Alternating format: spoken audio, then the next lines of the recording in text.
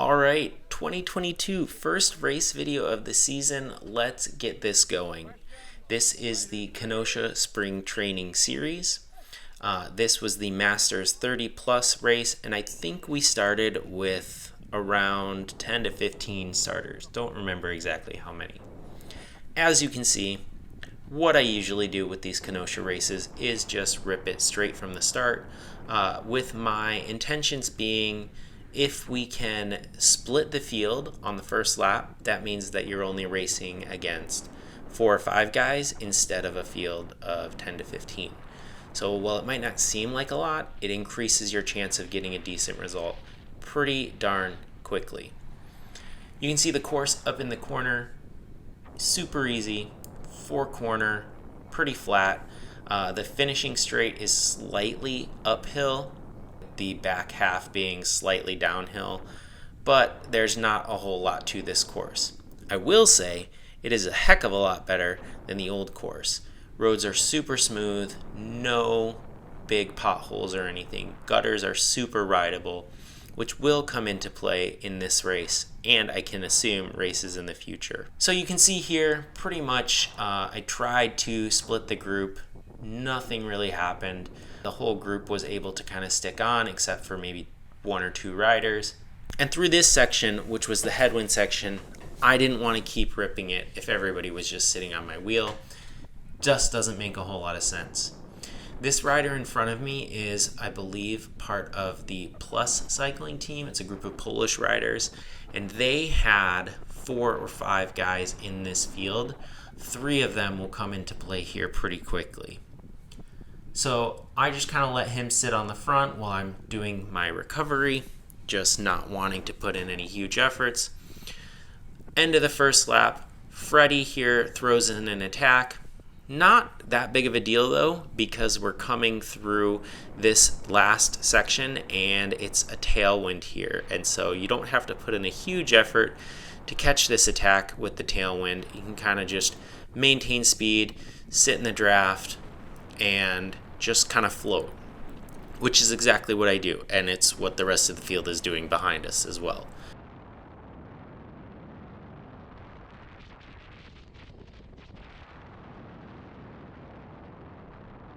So we're going to come into the end of the first lap here in just a minute. We'll come through this corner.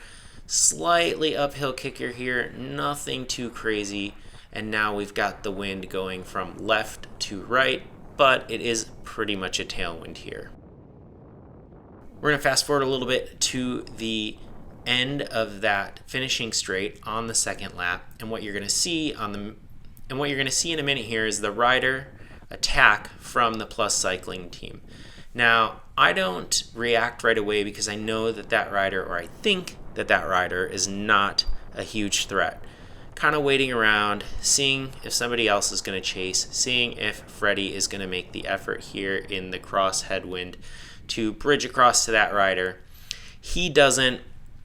I get some alarm bells going off, and so I just crack out a huge effort into the headwind.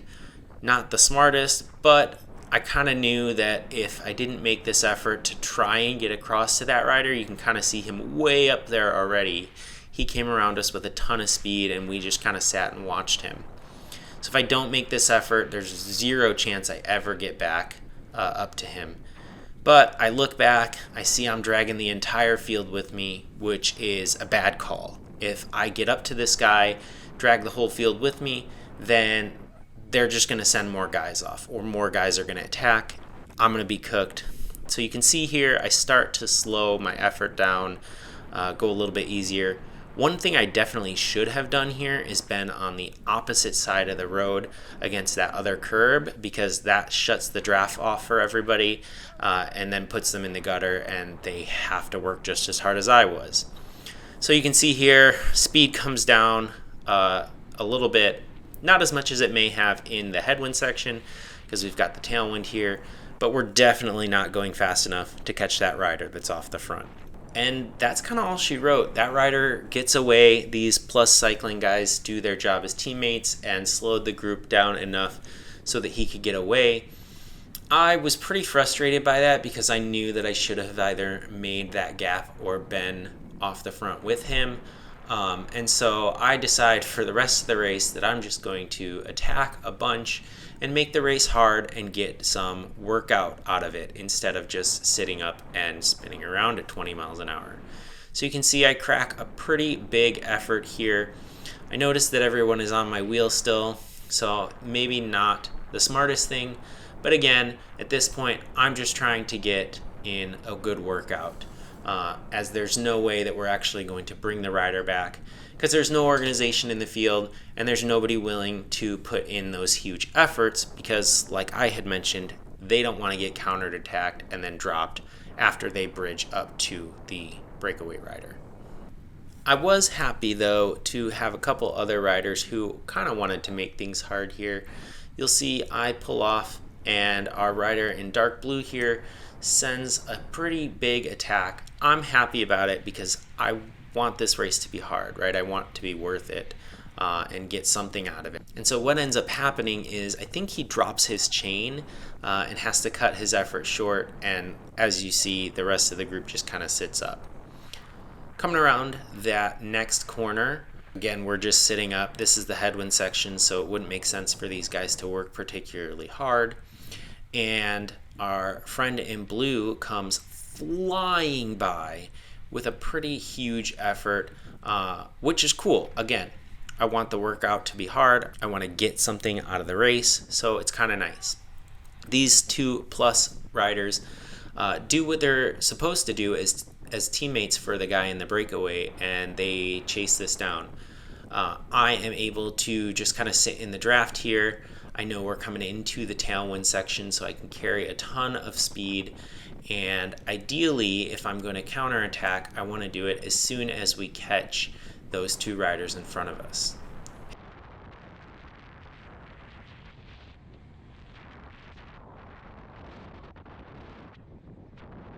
Had some lap traffic there, luckily not an issue. And like I said, as soon as I catch these riders, I want to counterattack. And that's what I do. I rip a pretty decent counterattack, not as maybe hard as it needed to be, because as I come around this corner, I'm going to check behind me, and you're going to see that that plus rider that I came around is actually right with me on my wheel. So it doesn't make a whole lot of sense for me to keep going, especially when I see the other riders are right there as well. And with me, the plus rider, our dark blue rider, and then 2 riders behind me. I believe one of them was plus, and the other one is Freddie, who was in the orange. This plus rider pulls off, and I want to make him work. I want to make him try and do something. So I let this rider in blue get a bit of a gap. I'm not willing to just do all the work. I'm not going to chase him down. And like I said, I had already kind of resigned this race to just being a workout. So I sit up and make him have to make the effort. He takes the bait, and I'm able to just get in his draft and sit on the wheel. But unfortunately, spoiler alert, we don't end up catching that guy. So at this point, we are on the last lap, and we are racing for 3rd place.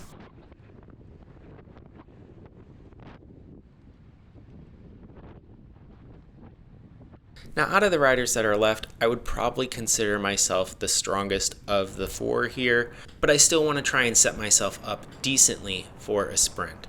So I am trying my best to kind of stay in the draft on the wheel and not have to do a whole lot of work until that last corner, because ideally I want to come through that corner with more speed than all the rest of the riders.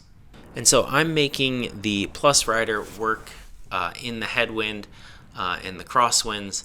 And here I pull off slightly because I decide that I would rather have the 3 riders I'm left with in front of me so that I know what to anticipate. I can react to anything that they do. I pull off. Freddie was not too happy about that, but he does close the gap here. And I'm able to just sit in the draft in this headwind section and figure out what I'm going to do, figure out where I want to place myself to come into the final sprint. Ideally, I would have liked it to be a little bit faster, but I don't have any teammates and I can't really dictate anything.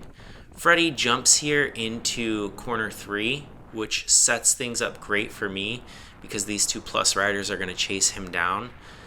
This rider right in front of me has not as much speed as I would have liked, and I wasn't quite sure where he was going to put himself, so I just try to stick in the draft here. I see these guys go.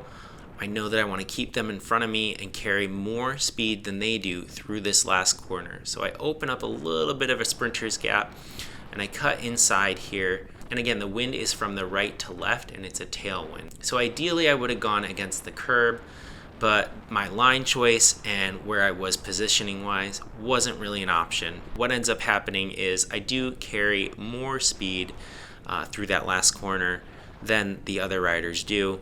I probably could have started sprinting before the corner, before they even started sprinting, and then come around them on the inside. That's not what I chose to do. Probably is what I should have done, but I'm still able to eke out the win from the field sprint for 3rd place.